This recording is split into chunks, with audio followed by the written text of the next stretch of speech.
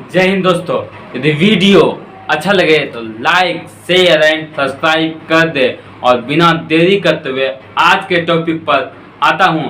और आज का टॉपिक है वास्तविक संख्या का जितना भी सूत्र है सभी सूत्र को उदाहरण की मदद से मैं बताऊंगा।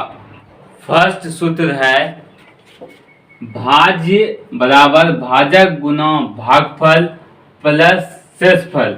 तो फर्स्ट शब्द है भाज। इन सभी शब्दों का मतलब बताऊंगा उदाहरण के मदद से। तो फर्स्ट उदाहरण है 7/29। तो फर्स्ट शब्द का मतलब समझ लीजिए। तो फर्स्ट शब्द है भाज। तो जिसको भाग दिया जाता है उसे कहते हैं भाज्य। नेक्स्ट शब्द है भाजक। तो जिससे भाग दिया जाता है उसे कहा जाता है भाजक। नेक्स्ट शब्द है भागफल। जितना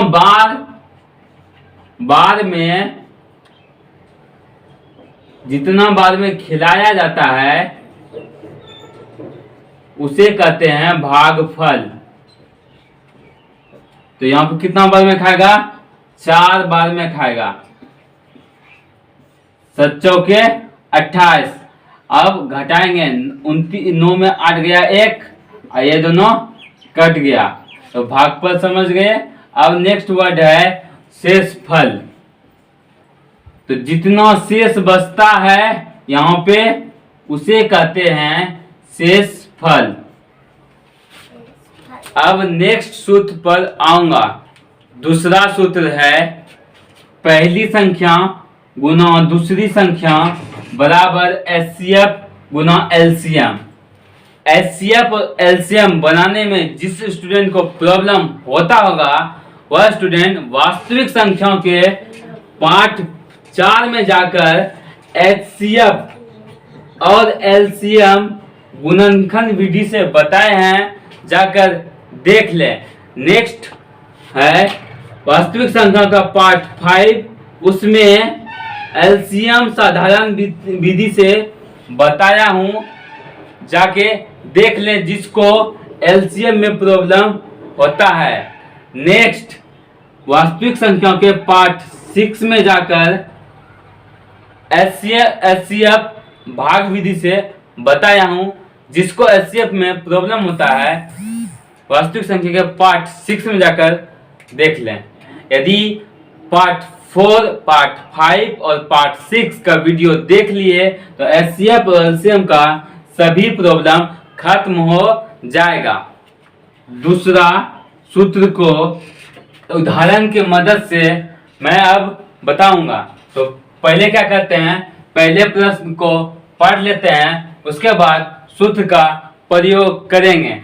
तो पहले प्रश्न क्या कहता है, यदि दो संख्या 75 और 150 का महत्तम समापवर्तक 75 हो तो उन दोनों संख्याओं का लघुत्तम समापवर्तक निकाले। अब देखते हैं कुछ वर्ड है उसको समझ लेते हैं। तो ये जो लघुत्तम समापवर्तक लिखा है यह होता है एलसीएम। नेक्स्ट यहाँ पे जो महत्तम समापवर्तक लिखा है इसका मतलब होता है एचसीएफ।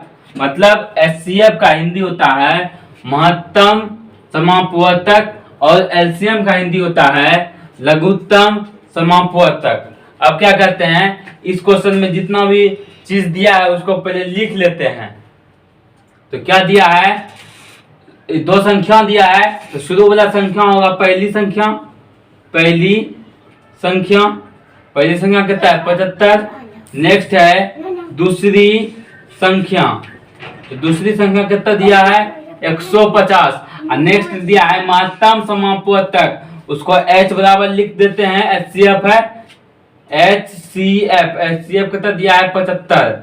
और नेक्स्ट में उन दोनों संख्याओं का लघुत्तम समापवर्तक निकाले। इसका मतलब एलसीएम वाट है, वाट मतलब निकालना है। अब इस सूत्र पर सभी को रख देंगे, क्वेश्चन बन जाएगा। एक बार फिर से देख लेते हैं कि प्रश्न में क्या क्या दिया है। तो देख लीजिए, दो संख्या दिया है, तो शुरू में जो संख्या होगा वह पहली संख्या होगा, और नेक्स्ट दूसरी बार में जो संख्या है वह दूसरी संख्या होगा, और नेक्स्ट में क्या कहा है, महत्तम समावर्तक 75 हो तो, मतलब एचसीएफ 75 दिया है। नेक्स्ट में क्या क्या कहा है कि उन दोनों संख्याओं का लघुत्तम समावर्तक निकाले, मतलब एलसीएम वाट है, मतलब जिसे निकालना है। अब देख, इन सभी को सूत्र पर रखेंगे। तो पहली संख्या कितना दिया है 75, दूसरी संख्या कितना दिया है 150, बराबर है एचसीएफ कितना दिया है, एचसीएफ दिया है 75, और नेक्स्ट में एलसीएम कुछ न है तो एलसीएम, और बीच में क्या है बराबर, सूत्र पर रख दिए सबको। अब हल करना है और एलसीएम को निकालना है। तो देख लीजिए हल कैसे करते हैं। क्या करना है, यहाँ पे गुना है, देख लीजिए यहाँ पे गुना है, तो गुना भी लिख दिए। देख लीजिए जितना जैसे फॉर्मूला था वैसे ही सभी को यहाँ पे रख दिए हैं। तो हल करना है। अब हल कर, इसको ये दोनों कट गया, अब 150 बचल है जो कि एलसीएम है। तो जो भी निकालना था एलसीएम निकल गया 150। अब थर्ड सूत्र पर आता हूं। यदि आप किसी संख्या को घात में बदलना जानते हैं तो शांत और अशांत का 2 नंबर आपका हो जाएगा। अब देखते हैं कि आपका 2 नंबर कैसे होगा। देख लीजिए कि जो उदाहरण से आपको बताएंगे कि कैसे होगा। तो फर्स्ट एग्जांपल है 17/8, नेक्स्ट एग्जांपल है 23/625। इसी तरह 6 एग्जांपल लिए हैं। 6 एग्जांपल के मदद से आप आसानी से 2 नंबर शांत और अशांत का, 6 एग्जांपल की मदद से आसानी से शांत और अशांत का जो 2 नंबर पूछा जाता है उसको आप समझ पाइएगा।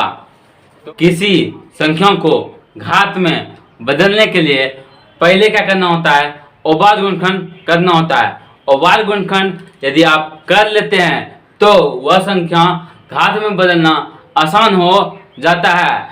जिस स्टूडेंट को अवभाज्य गुणनखंड और घात में बदलने में परेशानी होता है वह स्टूडेंट पहले क्या करेगा, वह स्टूडेंट वास्तविक संख्या के वीडियो नंबर 3 में जाकर अवभाज्य गुणनखंड सीख ले।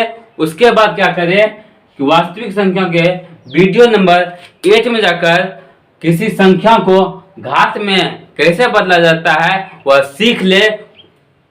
इन दोनों वीडियो को सीखने के बाद उस स्टूडेंट का यह परेशानी खत्म हो जाएगा कि किसी संख्या को घात में कैसे बदला जाता। देखते हैं कि शांत और अशांत का क्वेश्चन कैसे पूछा जाता है।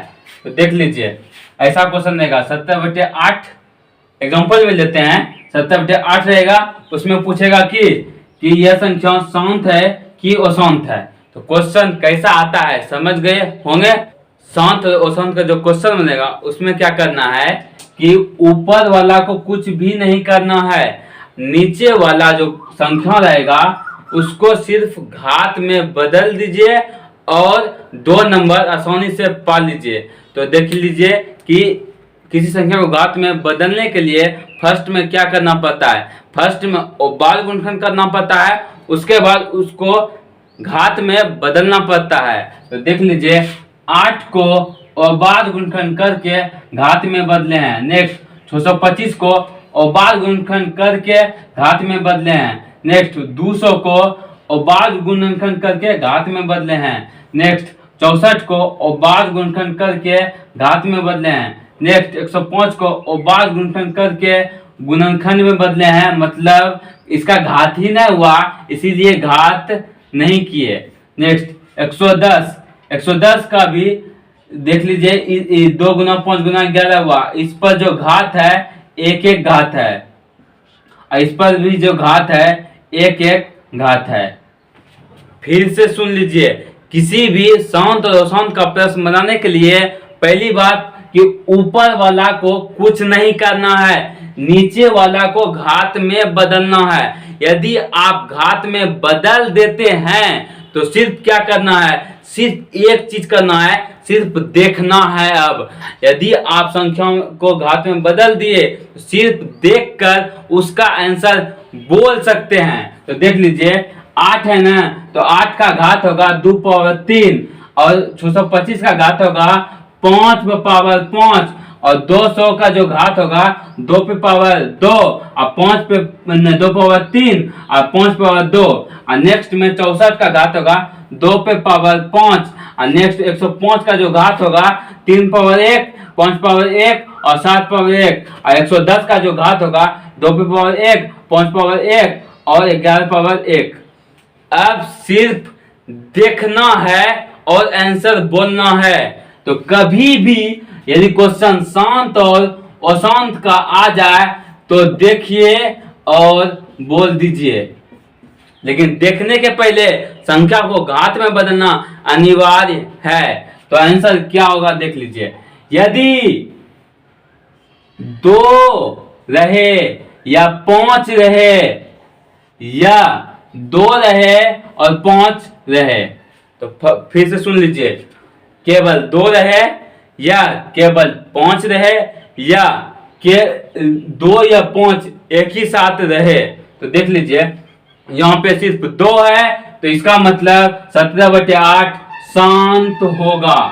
नेक्स्ट यहाँ पे 5 पावर 5 है तो ये 5 है ना, तो 5 है तो 23/625 शांत होगा।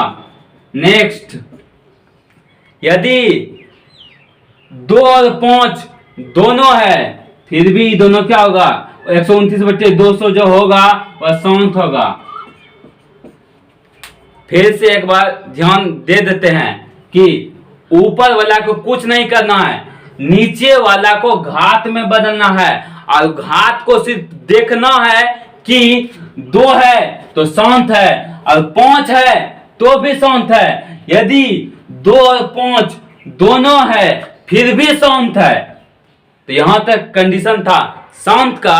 अब हो सकता है कि अशांत का कंडीशन बताऊंगा। इसमें क्या देखते हैं कि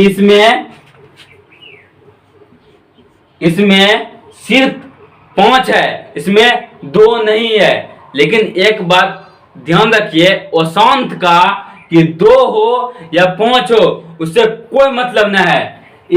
2 और 5 के अलावा यहाँ पे यदि कोई आ गया, 2 और 5 के अलावा यदि कोई आ गया तो वह जो संख्या होगा वह अशांत होगा। एक और एग्जांपल देख लेते हैं अशांत का। यहाँ पे देखते हैं कि 2 5 है, उसको नहीं देखना है, सिर्फ यह देखना है कि 2 5 के अलावा कोई है। यदि 2 5 के अलावा कोई है तो वह संख्या जो होगा बटे में वह संख्या अशांत होगा। और एग्जांपल ले लेते हैं शांत और अशांत का। तो देख लीजिए यदि घात में 2 है या 5 है या 2 और 5 दोनों है तो शांत है। लेकिन अशांत के लिए सिंपल और सिंपल बात है कि 2 5 के अलावा कुछ भी नहीं होना चाहिए। यदि 2 5 के अलावा कुछ भी हो गया तो वह संख्या अशांत होगा। तो यहां देख लेते हैं 2 से कोई मतलब नहीं है, सिर्फ मतलब है कि 2 5 के अलावा और कोई है तो अशांत है। तो 2 5 के अलावा क्या है, 7 है तो अशांत होगा। नेक्स्ट एग्जांपल में देखते हैं कि जो घात है 2 पावर 1 है, 11 पावर 1 है। तो यहाँ पे देखते हैं कि 2 से कोई मतलब नहीं है, सिर्फ मतलब है कि 2 के अलावा कोई है तो अशांत है। तो यहाँ पे 11 है, इसका मतलब 89/22 अशांत संख्या है। यदि वीडियो अच्छा लगा हो तो लाइक शेयर एंड सब्सक्राइब कर दे। जय हिंद जय भारत।